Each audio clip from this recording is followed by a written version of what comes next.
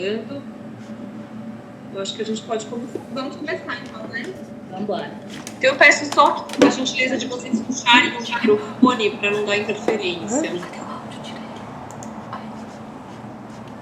Bom, como a Flávia, nós vamos fazer uma breve atualização, né, dos status das obras, assim, alguns dados relevantes aí para vocês estarem atualizados de como está o andamento. E, em seguida, eu abro a palavra para o Felipe, que é o nosso consultor, que elaborou esse termo de referência para Capoeira, e daí ele prossegue com a apresentação, e daí, no final, a gente abre para as dúvidas, tá?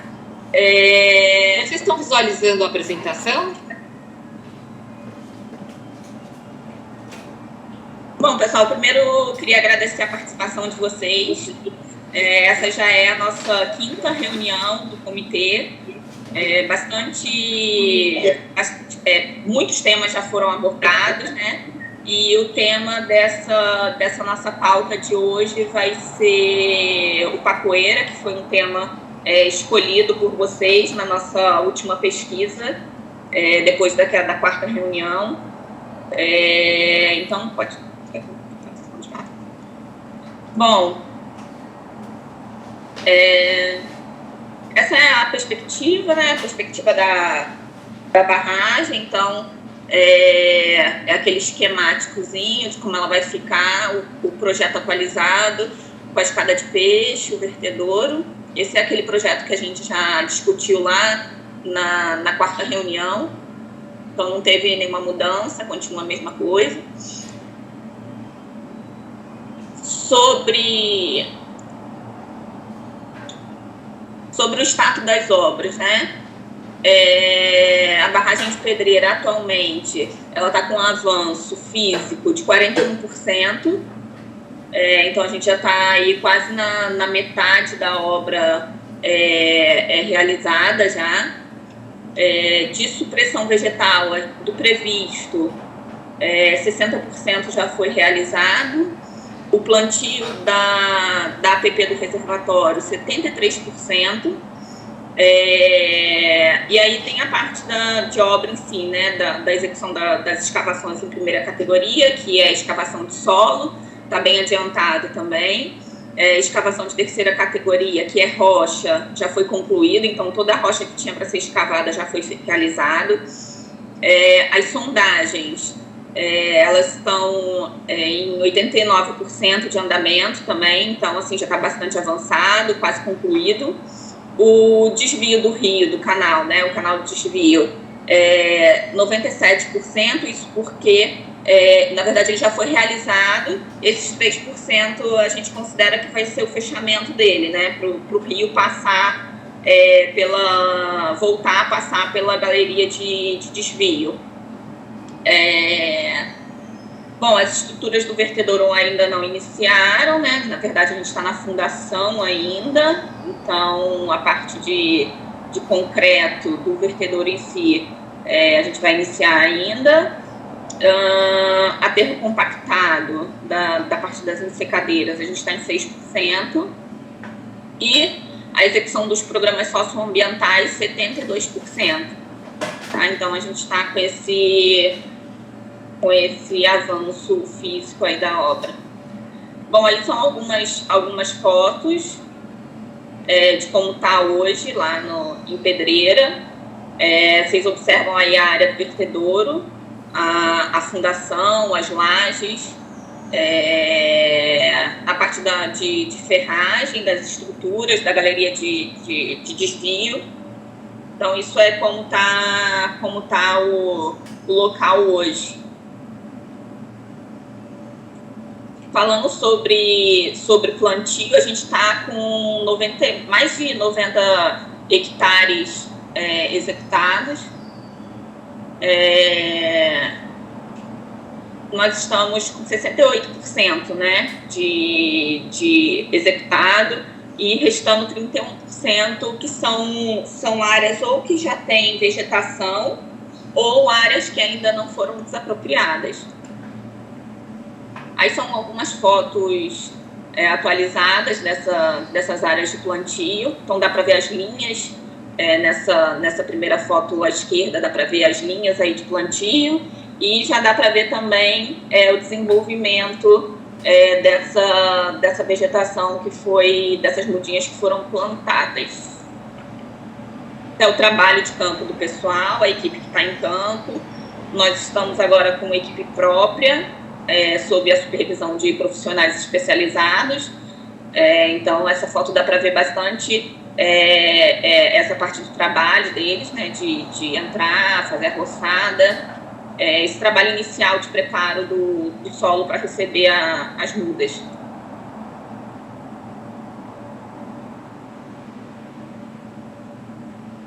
Essa foto também dá para ver bem as linhas de plantio. O plantio é um plantio recente, então dá para ver bem as linhas.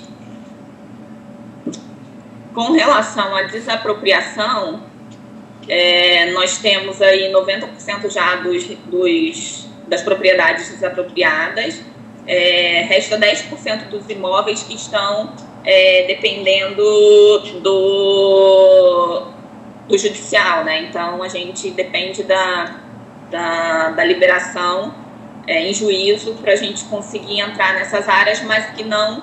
essas áreas não liberadas, elas impactam direto no plantio, mas no andamento de obras elas não têm impacto direto, porque a gente está trabalhando só na área do eixo, que é aquela área mais acima ali, onde a gente visitou da última vez. Então, como essas propriedades não desapropriadas ainda estão mais a montante, né, elas não têm um impacto direto na execução das obras.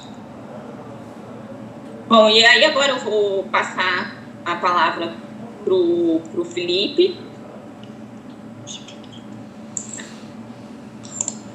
Bom, então...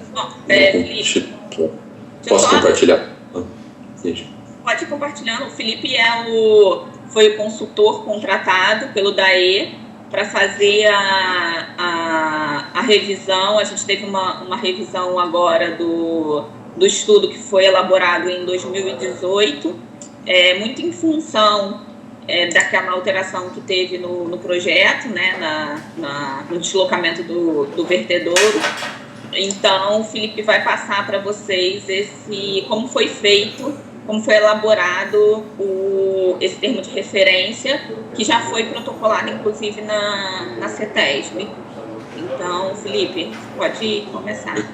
Vocês já estão vendo minha tela, pessoal? Sim. Então tá bom. Então, buscando um pouco do histórico, né? Eu tive a oportunidade em outra consultoria ambiental já de participar da elaboração do Pacoeira, a primeira versão, em 2019. Desde então, coincidentemente, tive a oportunidade de estar de perto aí na barragem, né? Flávia, Lígia, Maria Helena, consegui atuar alguns meses aí na área de aplicação dos programas ambientais de meio físico. Então, isso acabou me deixando bem a par do desenvolvimento do empreendimento, né? E, por esse motivo, tenho certa familiaridade aí para a gente conseguir, junto, compartilhar o conhecimento que foi produzido, a metodologia que foi aplicada. Então, fico aberto aí também, se tiverem dúvidas que surjam aí durante a explicação.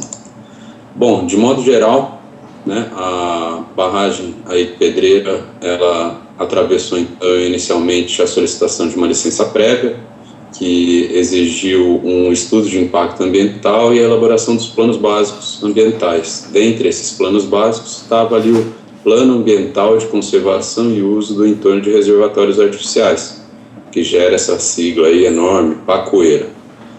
Então, passada a licença aprovada, solicitou então a licença ambiental de instalação, a CETESB, e essa licença, então, além da instalação civil da barragem, ela solicita também a aplicação dos programas, né, e planos ambientais, dentre os quais são monitorados e fiscalizados dentro do PBA. Então, para entender o que é um desses planos, que é o Pacoeira, o que é o Pacoeira, né?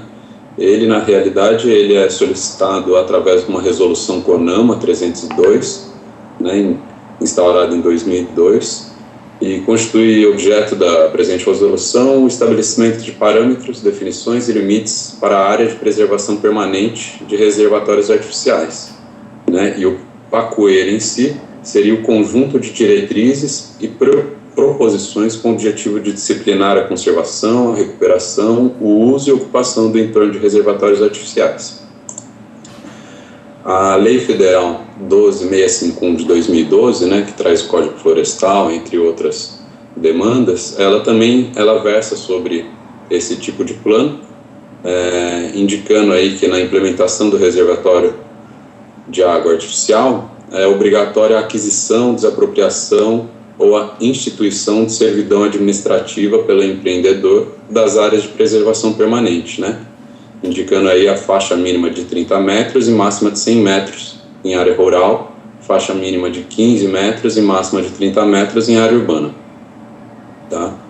Fica claro aí também a questão do PACUERA, que indica que até o início da operação do empreendimento não é constituída a sua ausência e impedimento para a expedição da licença de instalação, tá bom?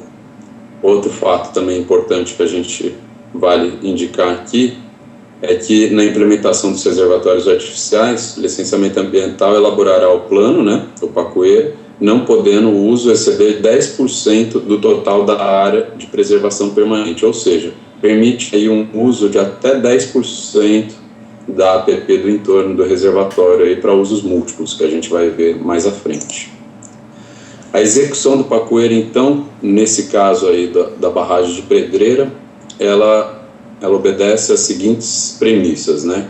O DAE, sendo o responsável pela execução, implementação aí do reservatório, ele está, entre outras coisas, realizando a instalação, mas também a aplicação dos planos básicos ambientais, dentre os quais está o PACUERA.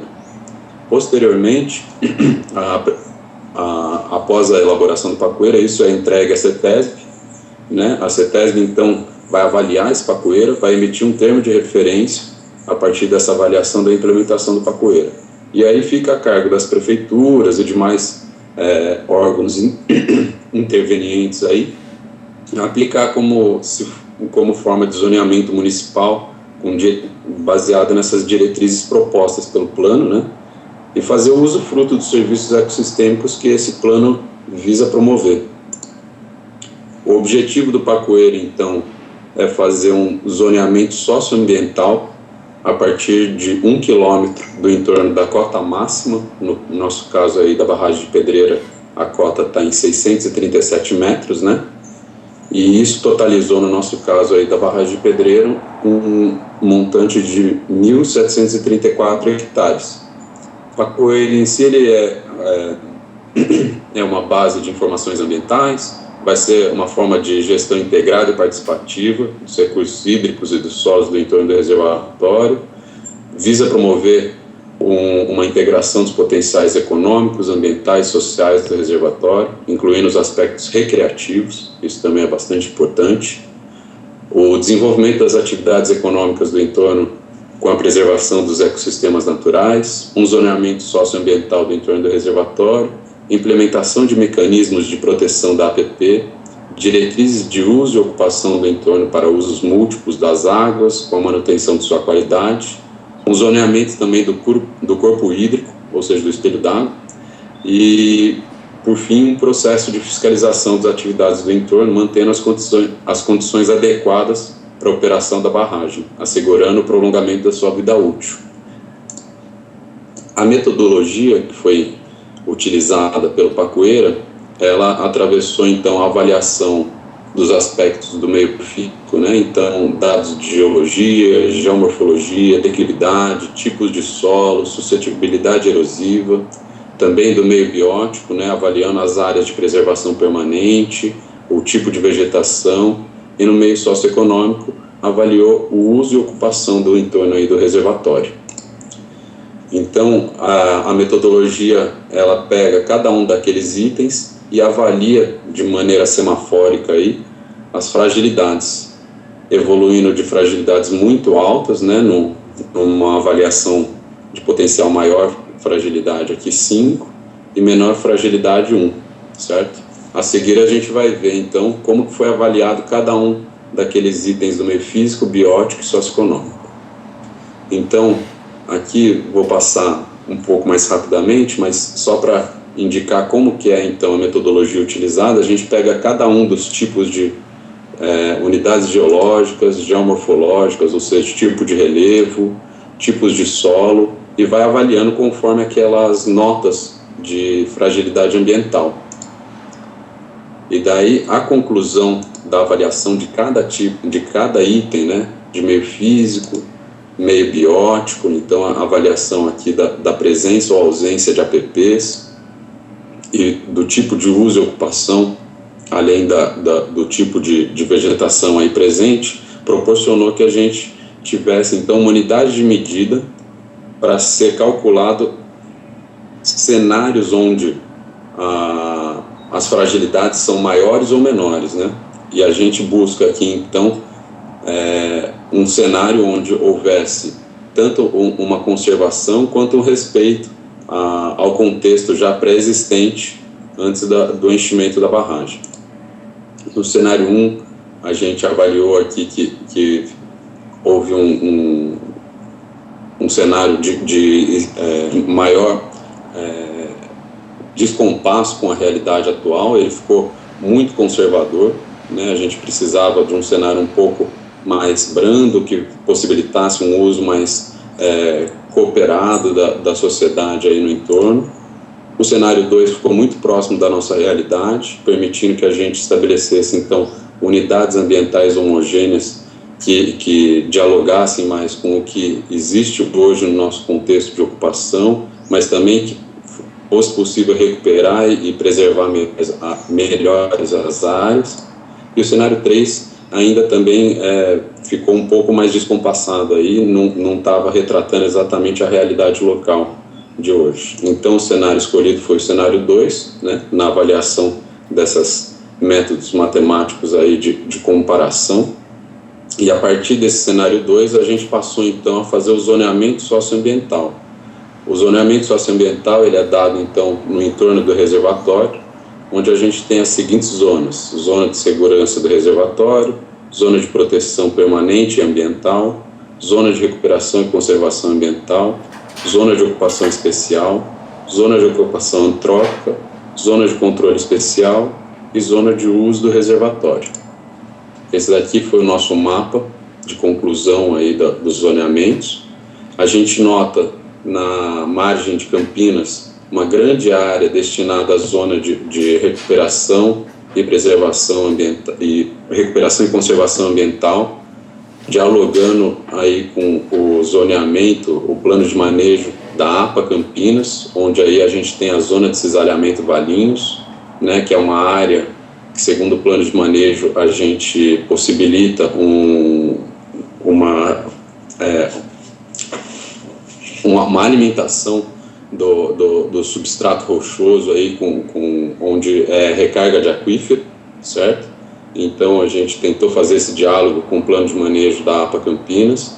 Nota-se também que na margem direita, referente ao município de Pedreira, tem uma grande área de ocupação antrópica destinada aí a usos rurais, e na área de Campinas, então, a gente optou pela zona de ocupação especial, onde permite certo tipo de ocupação, porém, respeitando, sendo um pouco mais conservador do ponto de vista dos tipos de ocupação permitida.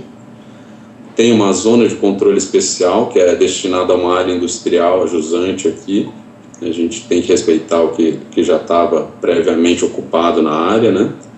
E também tem aqui na margem direita de Pedreira uma área de usos múltiplos, onde a Prefeitura de Pedreira pretende aí fazer o uso de uma espécie de parque, né, municipal, alguma coisa do tipo aí.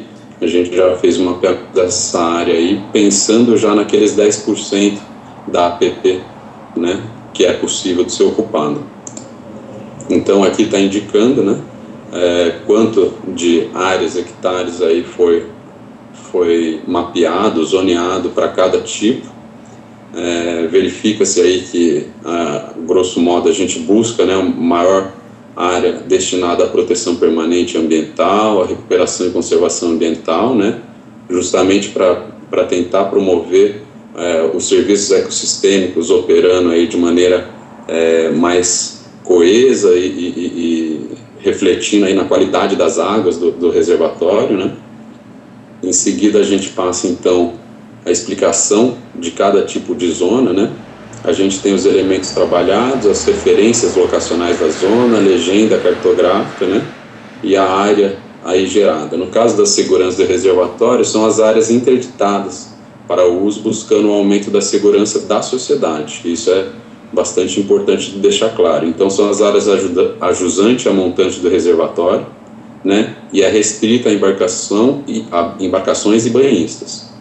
No caso da zona de proteção permanente, né, de modo assim bem genérico, são as áreas destinadas à área de preservação permanente, as APPs, né, tanto relacionados ao reservatório, né, quanto aos corpos hídricos, né, os córregos e demais afluentes aí do reservatório.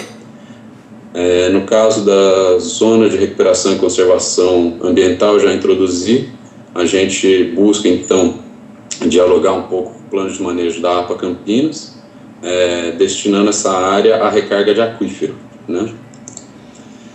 As zonas de ocupação especial, como eu disse, então são áreas, são clusters aí localizados no entorno de zonas de preservação permanente, ou seja, elas têm certa flexibilidade de uso, contudo tem que ser um uso mais consciente e voltado também a dialogar e preservar o entorno, né? No caso das zonas de ocupação antrópicas, já são áreas mais flexíveis, né? Não tem área destinada às zonas de ocupação antrópica, estrito sensu, na margem de Campinas, por conta do marco legal da APA Campinas, né? Então fica destinado mais ao município de Pedreira. E como eu disse, a zona de controle especial está localizada a indústria Eletrovidro, e já estava instalado, então a gente respeita essa instalação, só deixa ali zoneado como uma área de controle especial. Então a gente segue para o zoneamento lacustre, que é o espelho d'água, né? Trata-se então da área circunscrita da cota de 613 metros, que é a linha base do reservatório, até os 613 metros. Isso totalizou então 208 hectares, aproximadamente 12% da área do Pacoeira. A zona lacustre, então, ela foi fragmentada em 4 áreas: a zona lacustre de segurança, a zona lacustre de proteção integral, a zona lacustre de lazer e a lacustre para exploração econômica. Então, pode-se notar aí que a zona de lazer a gente tem pouco mais de 47% da área destinada, onde é possível, né, fazer um uso consciente, respeitando as normas que vão ser abordadas a seguir. E a zona lacustre de proteção integral também dialoga com o plano de manejo da APA Campinas. Pode notar aqui no mapa que ela segue aqui aproximadamente o entorno da área onde a gente destinou para a zona de conservação e recuperação ambiental, certo? Então, a explicação das zonas, né? Que a zona lacustre de segurança, ela tem um buffer de 100 metros a partir do eixo da barragem, e ela é restrita a embarcações e banhistas também. A zona lacustre de proteção integral, ela, então, como eu disse, ela visa, né, esse diálogo com o zoneamento terrestre, né, socioambiental terrestre, com a zona de recuperação e conservação ambiental. No caso da zona lacustre de lazer, ela existe, contudo, ela vai ser validada no âmbito da Delegacia da Capitania dos Portos, né? Então, existe uma série de normas e regras que devem ser respeitadas a partir da Delegacia da Capitania dos Portos, tanto para atividades náuticas, para banhistas, para, eventualmente, pesca, enfim. São áreas destinadas a esses esportes náuticos, mas que existem regras e leis que devem ser respeitadas, né? Por fim, a zona lacustre para exploração econômica, ela respeita aí as atividades de exploração econômica que já estavam destinadas à exploração de direitos minerais, né? E é validado junto às permissões previstas pelo marco legal inerente ao licenciamento desse tipo de atividade. Então, eu tentei ser o mais breve possível também para não tomar muito do tempo, porque imagino que esse trabalho vai acabar gerando uma série de dúvidas, enfim, e fico à disposição aí para a gente seguir com as dúvidas agora. Não sei se eu acelerei muito, se quiser eu posso retornar ali com os slides. Tentei ser objetivo para a gente também, acho que mais ficar aberto para as dúvidas do que para ficar só ali nos dados assim, específicos. Bom, agora a gente vai abrir as dúvidas e aí eu peço que vocês levantem a mão para a gente ter uma ordem aqui. Se quiser também, pode fazer via chat. Ou fazer a pergunta via chat.